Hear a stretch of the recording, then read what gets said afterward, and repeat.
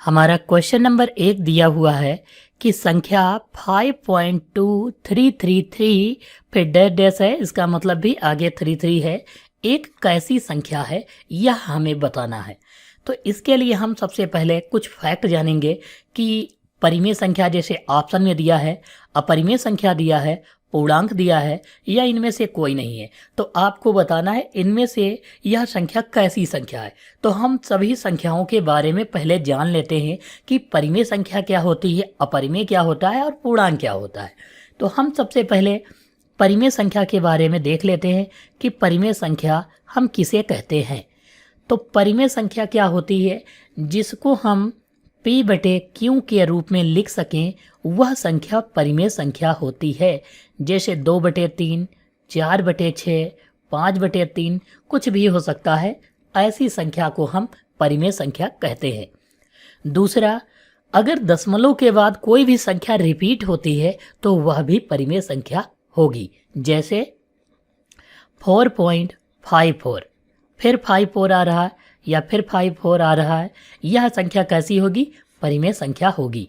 जैसे दूसरा 2.3222, ये भी संख्या कैसी होगी, परिमेय संख्या होगी। दूसरा है, अगर किसी संख्या का पूर्ण वर्गमूल है तो वह भी परिमेय संख्या होगी। जैसे मान लेते हैं √16 लिखा हुआ है तो 16 किसका होता है, 4 का। अगर हम ऐसे ही √4 लिखें तो यह किसका होता है, 2 का। अगर पूर्ण वर्गमूल है तो वह भी जो है परिमेय संख्या होगी।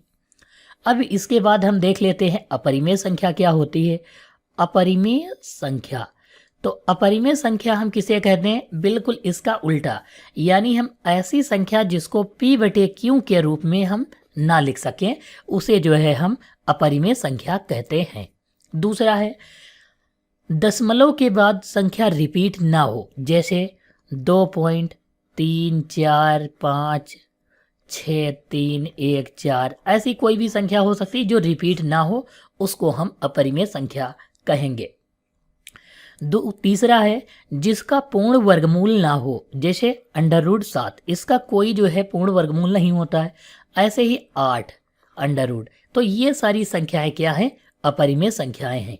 दूसरा हम कह सकते हैं √π को भी जो है हम क्या लिख लेते हैं, ये क्वेश्चन पूछा जाता है कि √π कैसी संख्या, तो यह भी जो है एक अपरिमेय संख्या है।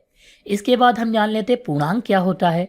जैसे पूर्णांक संख्याएं, तो पूर्णांक संख्याएं 0, 1, 2, 3, 4 आगे जितनी भी संख्याएं हैं, जितने तक की भी, वो सारी संख्याएं पूर्णांक संख्याएं हैं।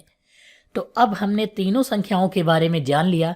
तो अब आपको यहाँ पर जो है विकल्प ऑप्शन में कौन सा सही है उसे कमेंट बॉक्स में कमेंट करना है।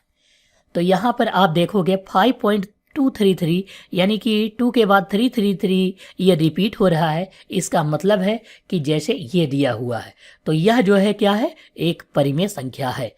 तो अंडर वाली संख्याएं जो होती हैं, अगर वर्गमूल होगा पूर्ण रूप से तो वह परिमेय संख्या, और नहीं होगा तो वह कैसी संख्या, अपरिमेय संख्या।